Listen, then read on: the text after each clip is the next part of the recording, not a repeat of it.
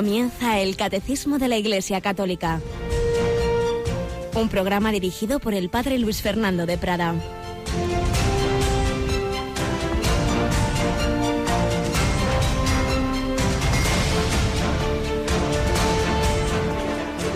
Alabados sean Jesús, María y José. Muy buenos días, muy querida familia de Radio María. Bienvenidos a esta edición del Catecismo de la Iglesia Católica en la víspera de una de las solemnidades más bellas de nuestra liturgia y de nuestra Madre Santísima, la Virgen María, la Inmaculada Concepción, patrona de España. Realmente es la patrona. Luego, pues con ella ya en un segundo lugar está Santiago Apóstol, pero la patrona de España es la Inmaculada. Tenemos con nosotros a Cristina Rubio. Buenos días, Cris. Buenos días, padre. Que antes has cogido carrerilla y al decir la programación de la noche ya decías lo de todos los miércoles y hoy no es lo de todos los miércoles. Hoy estoy yo poco vigilia, no me entero de nada. Sí, hoy la vigilia de la Inmaculada, una vigilia además que yo vivo tanto, ¿no? En la diócesis de Getafe. Es de tu diócesis la que vamos a retransmitir. Pues hoy a las 10 todos estaremos en el Cerro de los Ángeles para participar en esa preciosa vigilia de la Inmaculada. Así es, esta noche no tenemos la programación habitual, ni tenemos informativos a las 10, ni el Hombre de Hoy y Dios de un servidor a las 11, sino algo mucho mejor. Nos vamos al Cerro de los Ángeles y vamos a cantar, a rezar, y luego la celebración de la Santa Misa a las 11:00 de la noche con el obispo de Getafe, ahí en el Cerro de los Ángeles, como decíamos. Pues desde allí Radio María va a retransmitir esa vigilia para prepararnos bien para celebrar esta solemnidad de la Inmaculada Concepción. Y lo hacemos en este día 7 de diciembre, en que la Iglesia recuerda a San Ambrosio, ese gran padre de la Iglesia, que es un caso muy curioso porque era un laico, era el prefecto de Milán, pero un hombre tan ecuánime, tan lleno de Dios, que aunque todavía no estaba bautizado, era catecúmeno, pero cuando murió el obispo anterior y estaban ahí, pero es que hacemos, que no hacemos y tal, y aquel niño que en la catedral, después de ir a Ambrosio, empieza a gritar: Ambrosio obispo, Ambrosio obispo. El pobre hombre no sabía dónde esconderse.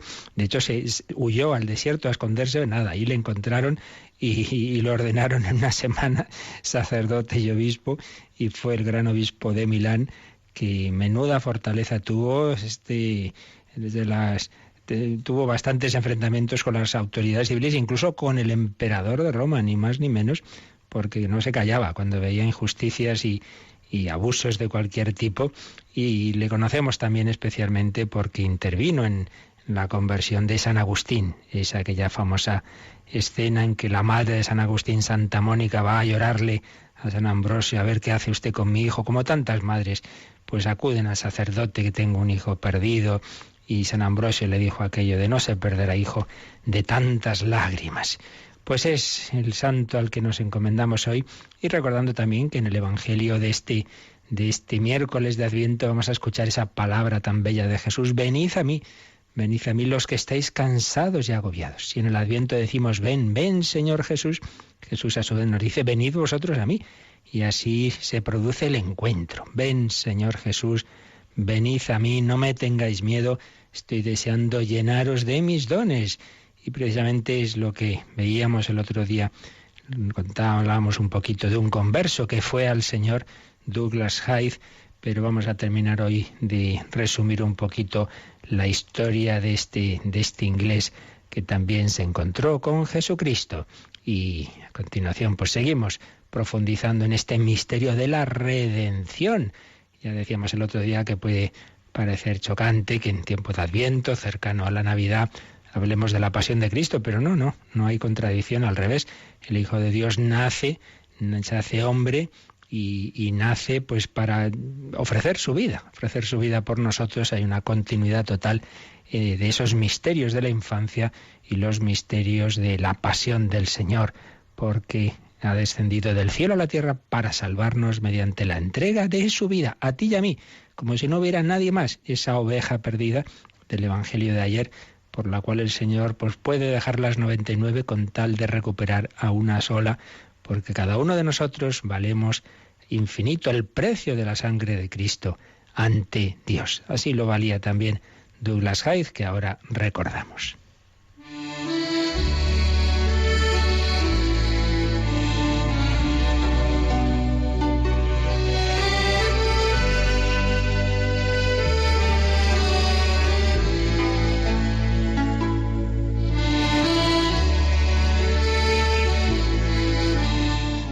nuestra galería de conversos al cristianismo, que de vez en cuando vamos hablando de alguno. Ya lo mencionábamos el otro día a Douglas Hyde, pero lo hacíamos con una bella carta que escribió hace unos años el obispo de San Feliu de Llobregat, Monseñor Agustí Cortés. Pero hoy vamos a detallar un poquito más algunos aspectos de la vida de este gran periodista inglés que vivió entre 1911 y 1981.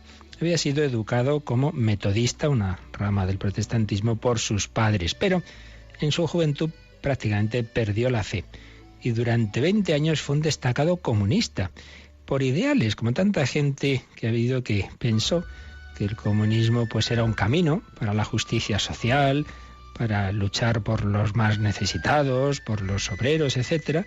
Pues él creyó en esos ideales. Fue director jefe del periódico Daily Worker, periódico del Partido Comunista Inglés. Pero cuando fue viendo la realidad, cuando fue comprobando lo que pasaba realmente en los países en que el comunismo llegaba al poder, particularmente en la Unión Soviética, pues se fue decepcionando. Y estaba en un momento de dudas, de crisis, pues cuando buscaba la verdad y tuvo lugar aquello que mencionábamos de su entrada en una iglesia católica. Pero antes de ello, vamos a ver cómo él mismo cuenta cómo veía a la iglesia y antes de su conversión. Dice: yo creía que todos los sacerdotes, monjas y monjes eran inmorales, que los jesuitas eran siniestros y criminales. Seguía conservando mis prejuicios comunistas. En el Partido Comunista sosteníamos que la población católica representaba la parte más atrasada, inculta y políticamente moribunda del pueblo, y que los católicos estaban hundidos en la superstición y gobernados sin esperanza de liberación por los curas. Madre mía, pues seguro que estas cosas más o menos sigue pensando algunos hoy día. Seguía escribiendo Douglas Hyde: para los comunistas no hay valores espirituales ni consideraciones morales o éticas, ni la más mínima piedad humana influye en su sentir marxista, ni el amor, ni la compasión, ni el patriotismo tienen cabida en su estructura. El comunismo es el fin de sí mismo y ese fin justifica siempre los medios. Y ojo, esto no lo está diciendo un enemigo, él lo cuenta como lo que él vivió desde dentro, lo que él aprendió. Pero decíamos que se fue decepcionando de lo que había ido viviendo y bueno, está en un momento de dudas y de crisis y bueno, no había dejado de, a fin de cuentas, pues había tenido, como decíamos, esa educación cristiana de pequeño. Y entonces un día, en ese momento de oscuridad y de crisis interior, dice que al salir de la oficina entré en una iglesia católica. Permanecí una hora sentado en la oscuridad, iluminada solo por la vacilante llama de las velas del altar. A la mañana siguiente volví, teniendo cuidado de entrar cuando no me viera nadie. Si vieran entrar a ese famoso personaje del Partido Comunista dirían: ¿qué haces en una iglesia? Pero ahí iba, se sentaba. Y cuanto más veía aquella iglesia, más me gustaba. Pero seguía sin poder rezar. Era ridículo y degradante arrodillarse, un signo de sumisión, de rendimiento, de humildad. Era como hablar con alguien que no estaba presente, que ni siquiera existía. Pero yo seguí yendo, día tras día, noche tras noche. Y un día sucedió algo. Estaba sentado en la penumbra, en el último banco, como de costumbre, cuando entró una joven de unos 18 años, pobremente vestida y no muy agraciada. A mí me parecía que sería una criada irlandesa.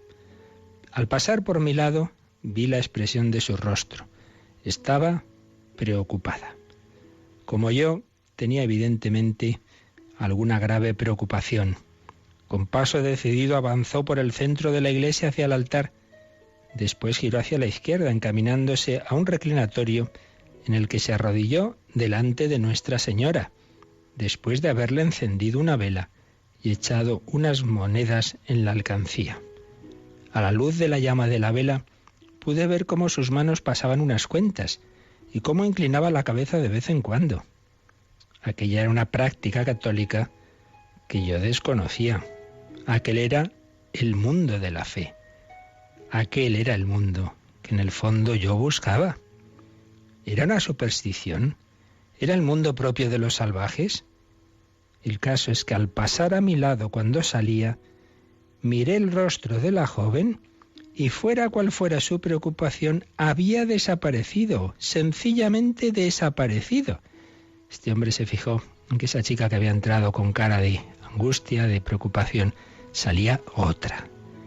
Y yo hacía meses y años que llevaba a cuestas el peso de mi preocupación. Cuando estuve seguro de que nadie me veía, me encaminé casi como un perro por el centro de la iglesia, como ella había hecho. Al llegar al altar giré a la izquierda, eché unas monedas en la alcancía, encendí una vela, me arrodillé en el reclinatorio e intenté rezar a Nuestra Señora. Pero era lo mismo que me ahorcaran por una oveja o por un cordero. Si iba a ser supersticioso e iba a rezar a alguien que no estaba allí, bien podría dar un paso más en mi superstición y rezar a una imagen, pero ¿cómo se rezaba a Nuestra Señora? Yo no lo sabía. ¿Se rezaba a ella o por medio de ella? ¿Se contemplaba la imagen para ver la realidad que había tras ella o había que dirigir las palabras solamente a la imagen? Tampoco lo sabía. Intenté recordar alguna oración dedicada a ella de la literatura medieval o algo de los poemas de Chesterton, Belloc, pero fue inútil. Ya fuera de la iglesia traté de recordar las palabras que había pronunciado y casi me eché a reír. Eran la letra de una música del año 20. Oh dulce y encantadora señora, sed buena. Oh señora, sed buena conmigo. Pero el caso es que, aunque no supiera cómo rezar, ese día fue decisivo, fue ese cambio, fue el decir, pues, ¿por qué no lo intento? ¿Por qué no rezo? No sé rezar, pero el Señor me escuchará, María me escuchará, voy a hacer lo que ha hecho esa chica que le ha ayudado. Y así empezó a dar pasos que tuvieron otro momento decisivo, cuando a las 8:30 de la noche, bastante tarde en Inglaterra, del 17 de enero de 1948, telefoné al colegio de los jesuitas de nuestro barrio y pedí bautizar a nuestros 2 hijos. Comenzó así la instrucción mía y de mi mujer, bajo la dirección del padre Joseph Corr, un santo y culto anciano jesuita del norte de Irlanda, que comenzó su tarea sin hacernos más preguntas. Tardó semanas en saber quién era yo.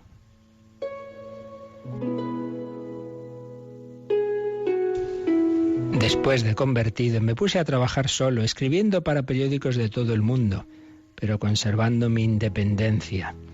Emprendía una serie de artículos en el Catholic Herald, un periódico católico, explicando en breves bosquejos mi conversión del comunismo al catolicismo y explicando algunas anécdotas. Y dice, mis artículos despertaron gran interés y todavía más importante, sirvieron de orientación a muchos, como demostraba la correspondencia que recibía. Acudía a todas partes. No importaba que fuese a hablar a 6 monjas en un pequeño convento o a 5.000 personas. Lo importante era despertar la conciencia de los cristianos, hacerles comprender que sus acciones eran las que decidirían el curso de la historia. En aquellos 2 años hablé probablemente a 500.000 de personas. El 6 de septiembre de 1952 se dio un abrazo con el Papa Pío XII. Douglas Hyde, que había sido educado como protestante metodista, que luego perdió la fe cristiana, fue radical comunista y acabó católico, gran luchador por la causa de Dios, ahora no podía callarse. Pero fijaos una cosa, dice que cuando era comunista procuraba estar al día para poder contar a sus amigos todo lo que descubría de nuevo en el comunismo. Y cuando hacía lo mismo como católico, le parecía que muchos católicos no le hacían mucho caso, casi hasta que se reían de él. Y decía, pero bueno, parecen más indiferentes ante su fe que lo que eran mis colegas comunistas ante ese ideal que entonces compartíamos. Es que no creen de verdad en su fe, es que no creen que Jesús está vivo. Si creen que está vivo, ¿cómo pueden estar indiferentes para comunicar esta gran noticia a otros? Pues vamos a quedarnos con ese mensaje. Si realmente creemos que Jesús está vivo, que es el Salvador de cada hombre, cuéntaselo a cada hombre, díselo. Pero claro, para ello tenemos que vivir nuestra fe a fondo, descubrir que Jesús es nuestro único Salvador, el que nos da la plenitud, la felicidad, y si lo vivimos, se lo contaremos a los demás. Las últimas palabras del libro Yo creí, en que cuenta su itinerario Douglas Hyde, son estas. No me fue fácil llegar a conocer a mi nuevo Dios. El amor de Dios no me llegó automáticamente. Lentamente yo llegué a conocer el amor de Dios. Pero una cosa es segura, mi Dios no ha fracasado.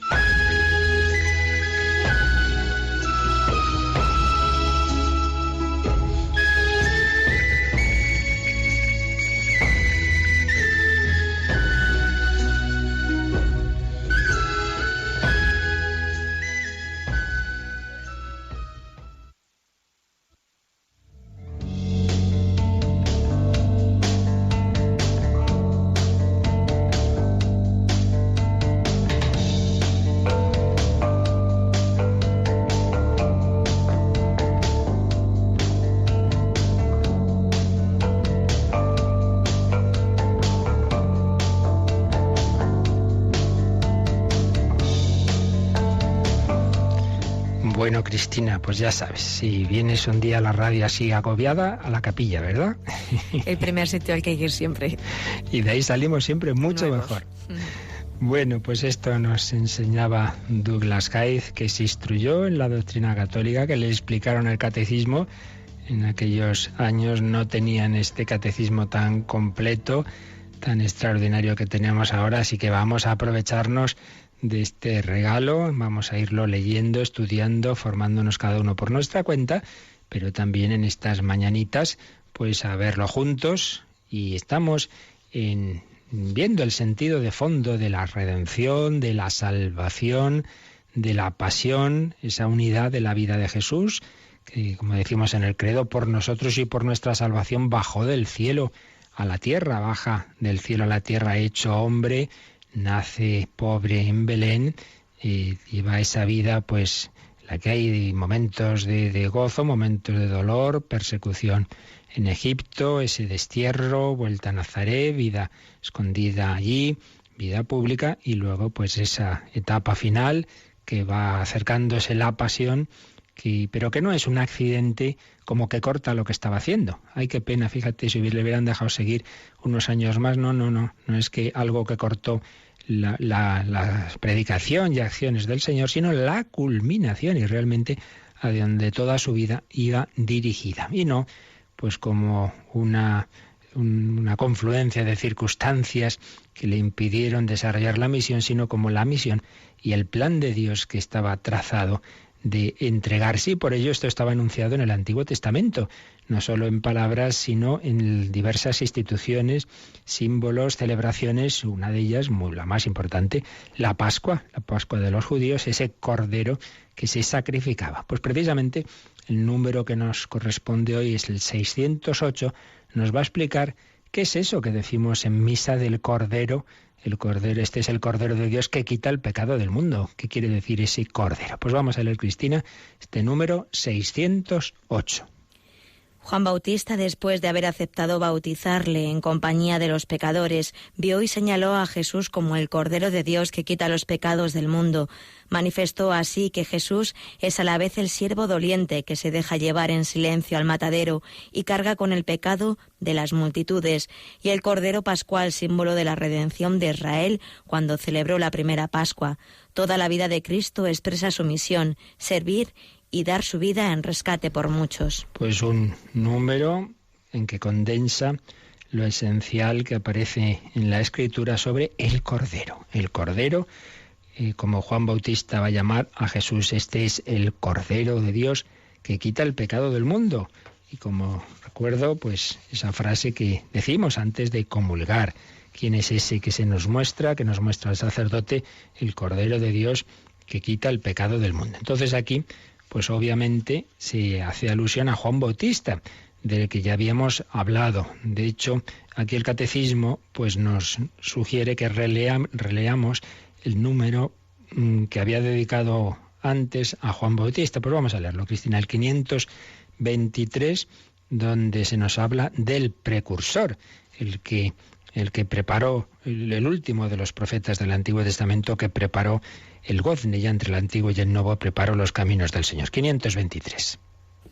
San Juan Bautista es el precursor inmediato del Señor, enviado para prepararle el camino. Profeta del Altísimo, sobrepasa a todos los profetas, de los que es el último. Inaugura el Evangelio desde el seno de su madre. Saluda la venida de Cristo y encuentra su alegría en ser el amigo del esposo, a quien señala como el Cordero de Dios que quita el pecado del mundo. Precediendo a Jesús con el espíritu y el poder de Elías, da testimonio de él mediante su predicación, su bautismo de conversión y finalmente con su martirio. Número bien bonito, este 523, que de nuevo hace una síntesis apretada, es lo que hace el Catecismo, con un montón de referencias bíblicas, que luego pues siempre os sugerimos que los releáis estos números y vayáis mirando esas citas que pone. Algunas las leemos, pero no todas. San Juan Bautista es el precursor inmediato del Señor, después de tantos profetas, después de tantos personajes que habían visto a lo lejos lo que iba a ocurrir, como Jesús dirá del propio Abraham. Abraham vio mi día y se alegró. Pues llegamos ya a la plenitud de los tiempos, llegamos a ese primo de Jesús, Juan Bautista, el precursor inmediato, enviado para prepararle el camino. Nada es casual, Dios tiene todo dispuesto. Y decía, bueno, pues ya, lo último antes de que empiece la vida pública de Jesús es esa predicación de Juan el Bautista, ese bautizar ahí en el Jordán. Profeta del Altísimo, le llama a su padre Zacarías en el Benedictus. Qué bonito. Tú serás profeta del Altísimo. Sobrepasa a todos los profetas. Es el último, cronológicamente, pero lo sobrepasa e inaugura el Evangelio. Y ya desde el seno de su madre es profeta, fijaos, porque va a saltar de gozo. Su madre Isabel lo nota. Cuando María saluda a Isabel, pues es impresionante cómo dos madres embarazadas y el Hijo eterno de Dios, el Kyrios, el Señor, que está en el seno de María, a través de las palabras de su madre, va a llegar a Isabel y entonces va a comunicar la gracia de Dios. Es lo que realmente el apostolado no es que yo convenza a uno con maravillosos discursos. Es que si yo estoy lleno de Dios, pues soy instrumento para que la gracia de Dios, para que esa presencia salvadora de Dios llegue al otro. Es lo que tienen los santos, un saludo, un decir hola, una sonrisa de la Madre Teresa podía conmover a una persona, una mirada de San Juan Pablo II. Pues era una mirada del cura de Ars, aquel agnóstico que había oído hablar del cura de Ars, decía, a saber. Pero bueno, le consiguieron convencer de que fuera a Ars a conocerle y simplemente lo vio. Y cuando le preguntaron, ¿qué has visto? ¿Qué te ha parecido? He visto a Dios en un hombre. He visto a Dios en un hombre. El cura de Ars no un desastre de predicación, no era un hombre culto, no tenía grandes discursos, no, palabras sencillitas, pero estaba lleno de Dios, estaba lleno de su amor. He visto a Dios en un hombre. Bueno, pues ¿qué no sería la Virgen María? El mero saludar a Isabel hace que Isabel y su hijo Juan se llenen del Espíritu Santo. Entonces lo nota Isabel, ha dado saltos de alegría. Ya desde el seno de su madre, Juan Bautista anuncia a Cristo, saluda su venida, encuentra su alegría en ser el amigo del esposo. Qué bella esta humildad de San Juan. Y dice, no, el esposo es Cristo, el Mesías es Él, yo aquí solo le preparo el terreno. Yo soy el amigo que prepara la boda, pero ya está, yo me quito de en medio. Es este el verdadero Cordero que quita el pecado del mundo. Da testimonio de Jesús con su predicación, su bautismo y finalmente con su martirio. En estos tiempos de relativismo y de que da todo igual, pues Juan Bautista podía haberse callado y haber salvado el cuello si se calla ante Herodes diciéndole que no puede estar con la mujer de su hermano, pero no se callaba. Y entonces esta le tenía un odio tremendo y aprovechó aquella fiesta del cumpleaños de Herodes para pedir la cabeza de Juan el Bautista. Pues bien, este es el gran precursor que va a llamar a Jesús el esposo, pero también el Cordero de Dios que quita el pecado del mundo. Pues volvemos al número 608, después de haber recordado quién es Juan Juan Bautista dice, después de haber aceptado bautizar a Jesús en compañía de los pecadores. Lo bautizó pues cuando Jesús se puso ahí, en la fila de los pecadores, como uno más.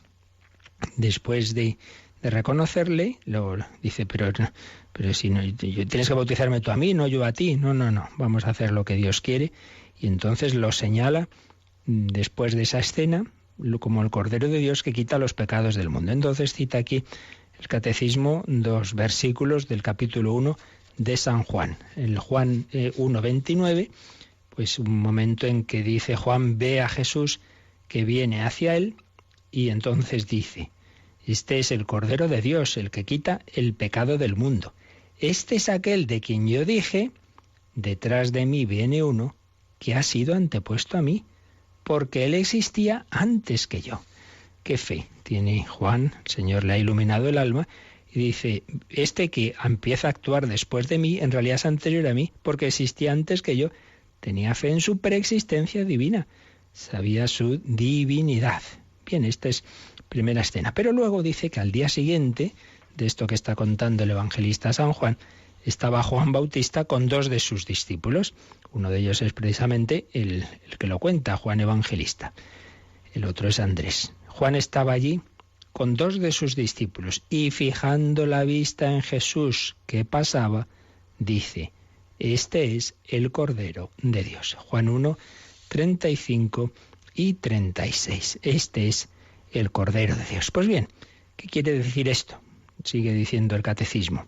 Manifestó así que Jesús es a la vez el siervo doliente que se deja llevar en silencio al matadero y carga con el pecado de las multitudes, y también es el Cordero Pascual, símbolo de la redención de Israel cuando celebró la primera Pascua. Vamos a ver, explicar esto un poquito. Dice que con esa expresión Juan en realidad está juntando 2 textos, está hablándonos de 2 profecías del Antiguo Testamento. Por un lado, la del siervo de Yahvé.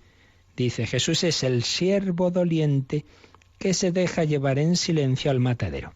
Y aquí el Catecismo nos pone 2 citas, Isaías 53:7 y Jeremías 11:19.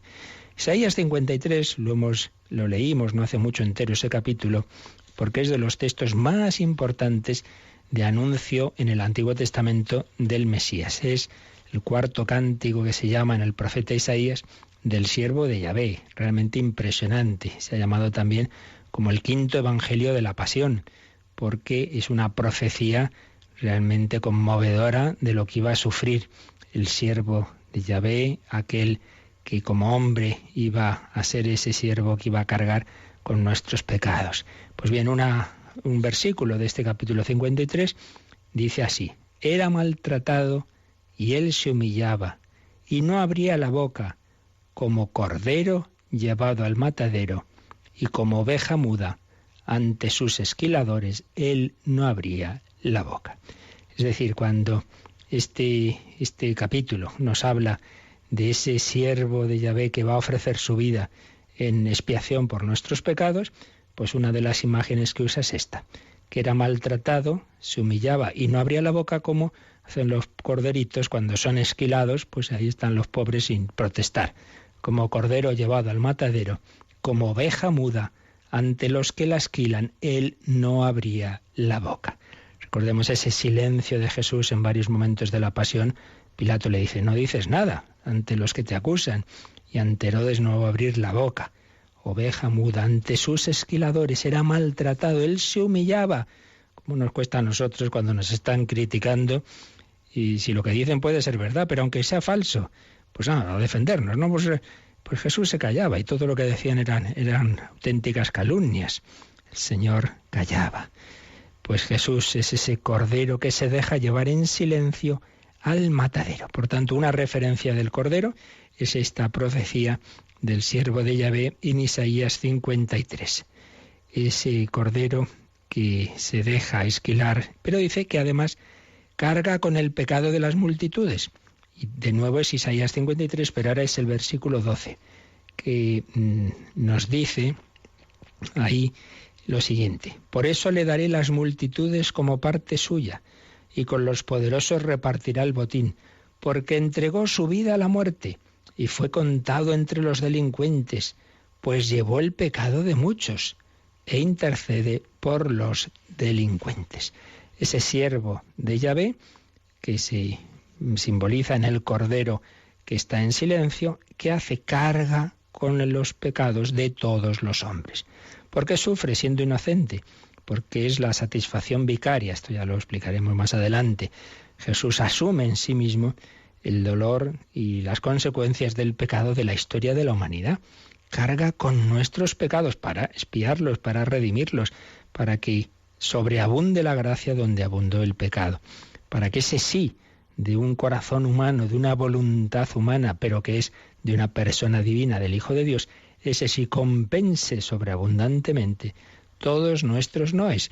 Esa es la redención, el Cordero que se ofrece por nosotros. Ese es el verdadero sacrificio. Todos los miles y millones de sacrificios previos del Antiguo Testamento y todos los que los hombres en la historia, en las diversas religiones, intentan pues hacer esos sacrificios porque intuyen que tienen que pedir perdón de sus pecados. Todos esos esfuerzos pues no dejan de ser pues nada, un pequeño símbolo, un esfuerzo del hombre, pero el único sacrificio realmente eficaz es el de el hombre Cristo Jesús, Hijo de Dios, Dios hecho hombre, cuyo sacrificio tiene un valor infinito, ofreciendo su vida por los hombres, por toda la humanidad, por amor a todos nosotros. Pues vamos a quedarnos dando gracias al Señor de ese amor tan grande, de ese amor redentor, de ese amor del Cordero de Dios que quita el pecado del mundo.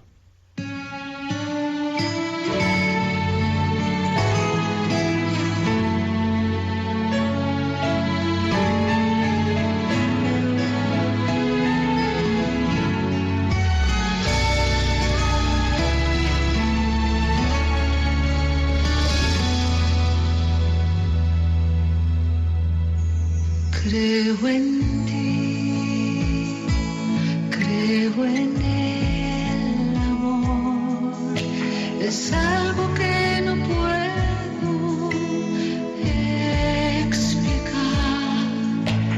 Tengo la confianza puesta en mi intuición, prefiero no pensar y sí sentir. Es por ti, por todo lo que soy, el universo entero en su inmensidad. Tengo la esperanza dentro de mi interior, me ayuda.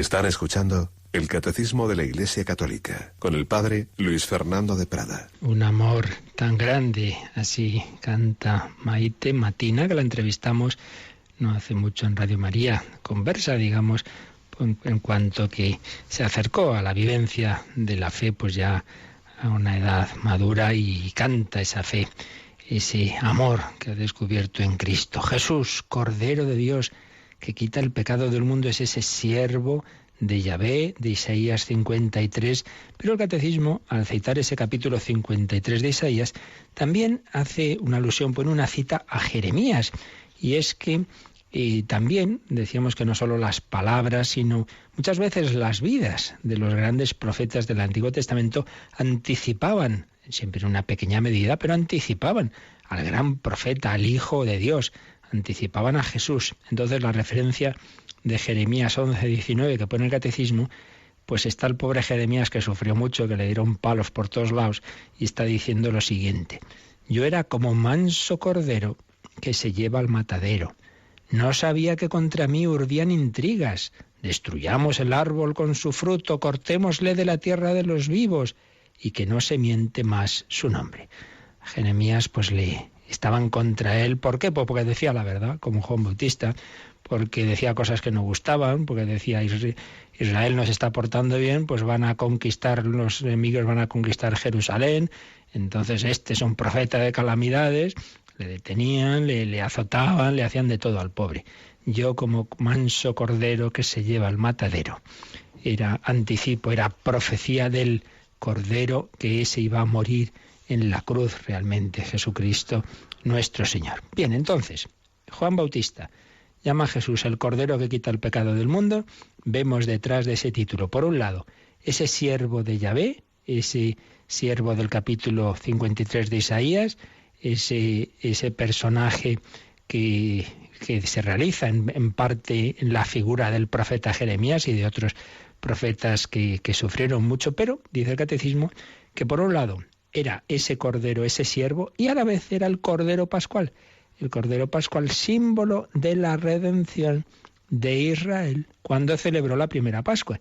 Y aquí tenemos que recordar, habría que irse al libro del Éxodo, y en el capítulo 12 se nos cuenta pues lo que ocurrió cuando Israel pedía al faraón salir de Egipto, que pedían esa libertad, pedían ir al desierto. Dios les había llamado para ir al desierto y no les dejaba salir el faraón, y entonces vienen aquellas plagas, ¿verdad?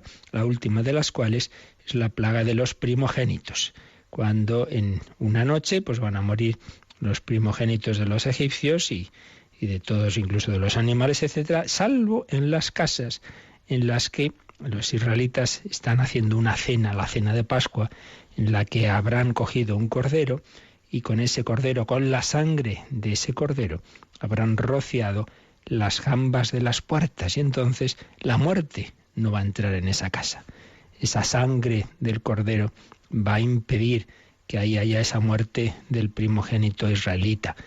Ahí no va a entrar la muerte, no va a entrar el ángel exterminador.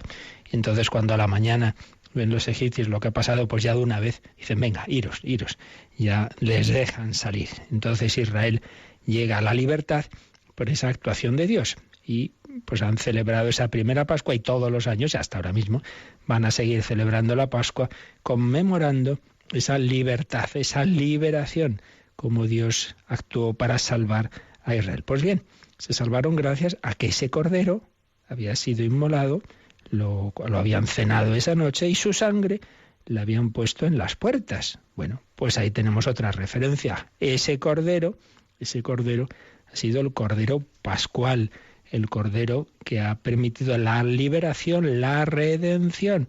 Por eso dice el Catecismo que cuando Juan Bautista llama a Jesús el cordero que quita el pecado del mundo, por un lado está de trasfondo ese personaje del capítulo 53 de Isaías, pero por otro lado está ese símbolo del Cordero Pascual de la redención de Israel cuando celebró la primera Pascua. Claro, la primera cita que nos pone el Catecismo es Éxodo 12, 3 a 14, donde viene pues toda esa historia que acabo de contar, de de esa plaga de los primogénitos. Hablad a toda la comunidad de Israel y decirles: el día 10 de este mes cada uno tome un cordero por familia, un cordero por casa, tomaréis la sangre, rociaréis con ella las 2 jambas y el dintel, etc. Lo podéis ver ahí en ese capítulo 12 del libro del Éxodo, que se lee en la tarde de Jueves Santo. En los oficios de Jueves Santo se lee cómo fue esa primera Pascua. Pero también el Catecismo nos pone la cita de Juan 19:36. ¿Y por qué? Porque cuando Jesús muere en la cruz, ya sabéis que rompieron las piernas a los ladrones para que ya se asfixiaran y murieran, pero en cambio a Jesús no le rompieron ningún hueso, sino que un soldado le traspasó el costado con su lanza. Y entonces dice San Juan: esto sucedió para que se cumpliera la Escritura: no le quebrarán ninguno de sus huesos. Y es que ese cordero pascual, pues la manera de prepararlo incluía el que no se le rompía ningún hueso. Todo aquí va cuadrando. Luego al final en Cristo pues vemos como todo el Antiguo Testamento encuentra su sentido. Ese era el cordero. Ese cordero que cocinaban en esa noche de Pascua sin romperle ningún hueso y que comían, pues fijaos, ese es ese cordero que comulgamos, que comemos también nosotros. Este es el Cordero de Dios que quita el pecado del mundo, nos dice el sacerdote, y lo comulgamos. Comulgamos a ese que murió en la cruz, que fue traspasado, pero que no se le rompió ningún hueso. A él no le rompieron las piernas como a los ladrones. Es ese amor hecho carne en Jesús que ha dado la vida por nosotros hasta la última gota de sangre, pero que estaba simbolizado en ese cordero pascual. Y también cita el Catecismo 1 Corintios 5:7, y es que ahí San Pablo dice a los cristianos: echad fuera la levadura vieja, para que seáis masa nueva, pues sois panes ácimos, porque ha sido inmolado nuestro Cordero Pascual, Cristo. Claro, en la Pascua era como el nuevo nacimiento. La Pascua es ese inicio, esa fiesta tenía antes del acontecimiento del Éxodo un origen en la agricultura y en la ganadería, de que llegaba la primavera. Entonces siempre los pueblos muy unidos a la naturaleza, pues les ha asombrado ese milagro, entre comillas, de la primavera, ¿no? Tras el invierno en que van muriendo tantas cosas, van cayendo hojas de los árboles, animales que invernan, parece que la muerte vence y sin embargo llega la primavera y renace la vida. Y entonces empezamos a recoger frutos y empiezan a salir esos animalitos. Y entonces, pues bueno, se primeran los primeros frutos de la tierra de primavera y los primeros corderos, los primeros animales se ofrecían a Dios. Y entonces era como empezar de nuevo. Y el pan pues debía hacerse sin ningún componente de los productos del campo anteriores. Por eso panes ácimos, masa nueva, sin levadura vieja.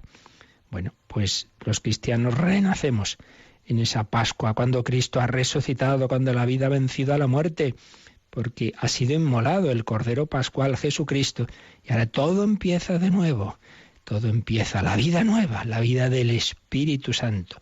Somos panes ácimos, no mezclemos la vida nueva, no se puede echar vino nuevo en odres viejos, es lo que viene a decir aquí San Pablo. Fijaos, la de aspectos que van confluyendo en una palabrita, el Cordero de Dios que quita el pecado del mundo. Finalmente, la última frase del número 608 del Catecismo dice: toda la vida de Cristo expresa su misión, servir y dar su vida en rescate por muchos. Una cita importantísima, Marcos 10:45, es un número que podemos memorizar, las 11 menos cuarto, ¿verdad? Marcos 10:45, el Hijo del Hombre ha venido a servir y dar su vida en rescate por muchos. Por eso os decía antes que no es que Jesús estaba haciendo cosas buenas en su vida pública y mira tú por dónde impidieron que pudiera seguir haciéndolo, le cortaron esa actuación con la pasión. No. Toda la vida iba encaminada a la muerte. Todo estaba confluyendo en esa intención, en esa ofrenda. El Hijo del Hombre ha venido a eso, a servir. Se puso a los pies de los apóstoles en la última cena como símbolo de que siempre había servido, a servir y dar su vida en rescate por muchos, redención, redimidos por ese Cordero, la sangre derramada por todos los hombres, por vosotros y por todos, por los muchos, literalmente, como esa expresión semítica, por los muchos, esa sangre que va a impedir que el ángel exterminador, que el demonio, pues nos lleve a la esclavitud del infierno. Somos liberados.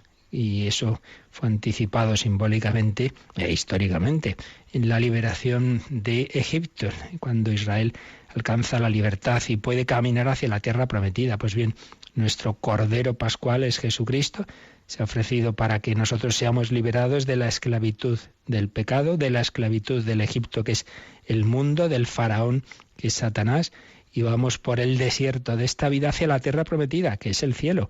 Y nuestro Moisés, que nos conduce, el nuevo Moisés, es Jesucristo. El Evangelio de San Mateo, todo él presenta a Jesús como el nuevo Moisés, y es el nuevo legislador, y el Sinaí, el nuevo Sinaí, es ese monte donde Jesús da su sermón, el sermón del monte. Si en el Sinaí se había dado el decálogo, los 10 mandamientos, en el monte de las bienaventuranzas se va a dar esa plenitud de la ley. No he venido a abolir la ley y los profetas, sino a darle cumplimiento. Se os dijo, pero yo os digo. Se os dijo, Dios dijo, pero yo, el Dios hecho carne, os digo. La ley en plenitud, no solo no matarás, sino no matar tampoco con el pensamiento, con el corazón, no solo no adulterarás, sino también con el pensamiento podéis adulterar, etc. Esa ley nueva, la ley de las bienaventuranzas, y en definitiva la ley del amor. Este es mi mandamiento nuevo, que os améis unos a otros como yo os he amado, es decir, hasta dar la vida. Nadie tiene amor más grande que el que da la vida por sus amigos. El Hijo de Dios hecho hombre ha venido a servir y dar su vida en rescate por muchos. Este es el núcleo de nuestra fe. El cristianismo es Cristo. Cristo es una persona y un hecho. La persona divina del Hijo eterno de Dios hecho hombre en el seno de María Inmaculada, y un hecho, el misterio pascual, que Él ofrece su vida. Él pasa de este mundo al Padre. Él ha asumido nuestro dolor, nuestra cruz, nuestra pobreza, nuestra muerte, pero la vence con el poder de su resurrección. Jesús, Cordero Inmaculado, pero toda su vida está dominada por esa intención. Por eso dice, toda la vida de Cristo expresa su misión. Por eso insisto, no podemos ver la cruz, la pasión, como una especie de accidente al final, como una persona que hace muchas cosas y que mala pata iba a dar una charla y se mató en el coche.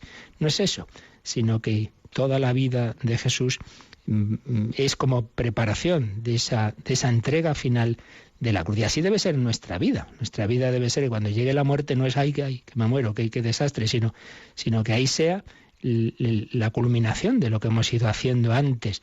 Que por eso ofrezcamos cada día nuestra vida. Te ofrezco este día, Señor, y ofrezcamos también cada día ya nuestra muerte cuando llegue.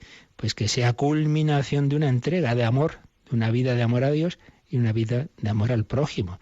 Y que podamos hacer como aquel padre de familia numerosa, uno de cuyos hijos fue un obispo, un señor Peinado, que contaba que su padre, pues en el lecho de muerte ante su familia, sus hijos, les decía: he intentado daros ejemplo de cómo vive un cristiano, pues ahora quisiera enseñaros cómo muere un cristiano. Continuidad de nuestra vida y nuestra muerte, a ejemplo de la de Jesús. Y es toda esa entrega de la vida, pues va a estar detrás de todas las intenciones, de todas las etapas de la vida de Jesús. Por eso se representa con frecuencia ya al niño Jesús en Belén, o en Nazaret, en la infancia, con un corderito, o en la cuna se pone en el pesebre, se representa poniendo una crucecita de madera. Todo ello es como una manera de expresar que Jesús, desde su encarnación, pues ya está pensando en dar la vida por nosotros. Y esa pobreza y ese frío de Belén, ese nacimiento en la calle, pues es como un anticipo de ese morir en la calle, de morir en la cruz, de una manera mucho más dramática todavía, pero que ya estaba anticipada en ese nacimiento en pobreza en Belén. Pues nada, pedimos a la Virgen Inmaculada que nos ayude a contemplar siempre a Jesús, y como nos dice San Ignacio en Ejercicios, que pidamos siempre que esa contemplación nos lleve a conocer internamente a Jesús, ese conocimiento nos lleve a amarle, y ese conocimiento amoroso nos lleve a seguirle, a imitarle, a seguir sus huellas, a parecernos a Él. Una vida ni distinta ni distante de la suya. Que me guste lo que a ti te guste, que me guste ese estilo de humildad, de pobreza, de saber callar, de servir, de lavar los pies, todo ese camino que Jesús ha traído del cielo a la tierra. Pues lo pedimos así, pedimos ese amor, expresamos nuestra fe en ese nuestro Salvador. Y si queréis alguna consulta, pues lo podemos hacer en estos últimos minutos. Participa en el programa con tus preguntas y dudas. Llama al 91 153 8550. También puedes hacerlo escribiendo al mail catecismo@radiomaria.es. catecismo@radiomaria.es.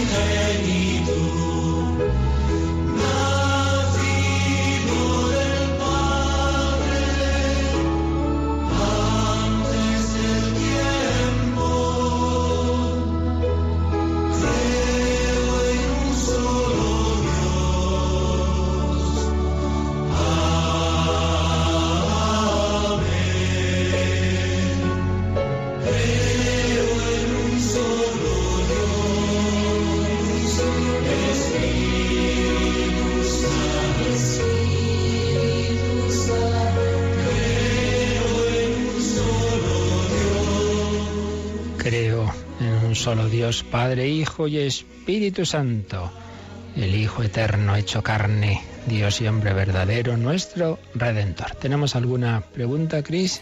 Sí, tenemos una pregunta de Mari Carmen desde Madrid, que pues ha escuchado la frase Jesús dio la vida por muchos y tiene esa duda de por muchos o por todos, ¿quién son los excluidos? Que lo explique. Vale, muy bien.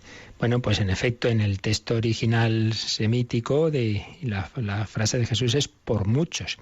Entonces ya dijimos, por un lado, que por muchos no es en el sentido de excluir a nadie, sino que está contraponiendo el uno que se ofrece, que es él por lo mucho, por la multitud, diríamos así, ¿no? Por la multitud. Pero, por otro lado, profundizando teológicamente, sabemos dos cosas. Una, que Jesús ha muerto por todos. O sea, él es punto de fe, es algo definido por la Iglesia, que él no ha excluido de su muerte a nadie, incluso a aquellos que de hecho se vayan a condenar. Jesús ha muerto por ellos. Está condenado por la Iglesia la idea jansenista de que Jesús solo murió por los que se iban a salvar. No, Jesús ha muerto por todos. Pero es verdad que para que esa muerte, para que esa salvación sea eficaz en una persona, no basta que él la haya ofrecido, hace falta que uno se deje salvar. Imaginemos uno que se está ahogando, entonces digo, te voy a salvar. Entonces uno se tira a salvar y otro, no quiero. Y incluso hasta puede que el que se tire a salvar al otro se ahogue porque el otro le está dando golpes porque no se deja salvar. Bueno, pues el Señor ha bajado a por todos, pero hay quien no se va a dejar salvar. Pues es así. Entonces, en ese sentido, no todos se van a salvar, pero no porque Cristo no haya muerto por todos. Entonces, en definitiva, el texto original dice por muchos. Por muchos no quiere decir que se excluya a nadie. Cristo ha muerto por todos, pero es la expresión que usa el Señor, pero en el sentido de por la multitud. Pero que luego es verdad que para ser salvados no basta que Cristo quiera morir y salvar a todos, hace falta que uno se deje salvar. Entonces, como el texto original dice por muchos, y lo que estamos diciendo en misa es por todos los hombres, no deja de ser una traducción del sentido, como sabemos que de hecho Cristo ha muerto por todos, vamos a poner por todos. El Papa Benedicto XVI decía, hombre, si estamos poniendo las frases exactas, las palabras exactas de Jesús, vamos a traducirlas bien. Y por eso pues se ha aprobado que la traducción litúrgica de la misa pues refleje lo que la frase original del Señor. Por eso dentro de unos meses, ya por fin al cabo de años que esto ya está preparando esta reforma del ordinario de la misa, se va a decir en la consagración sangre derramada por muchos, pero ya digo, no porque el Señor no haya muerto por todos y cada uno, sino por todo esto que acabo un poquito de explicar y bueno, por fidelidad al texto original. El texto original es ese, luego hay que explicarlo, que el Señor ha muerto por todos y que luego pues hace falta también que uno se deje también salvar. Muy bien. Pues ya seguiremos, pero mañana no tendremos catecismo porque al ser la Inmaculada nos ha parecido mejor seguir mirando a la Virgen María y esas dos charlas que un servidor hizo no hace mucho sobre la Virgen, Reina y Madre de Misericordia. Ayer oímos la primera, mañana oiremos la segunda. Esperemos que así nos sirva para vivir mejor este día de la Inmaculada. Pero recordad que ya esta noche lo vamos a ir viviendo porque a partir de las 10 de la noche tenemos vigilia de la Inmaculada, desde el Cerro de los Ángeles en directo.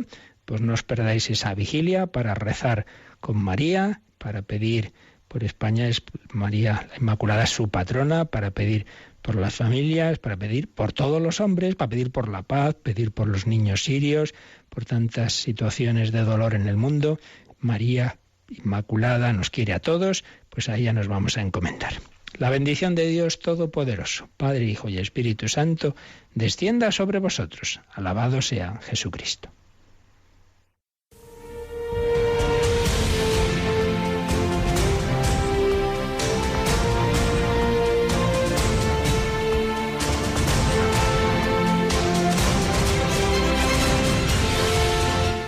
Han escuchado en Radio María el Catecismo de la Iglesia Católica.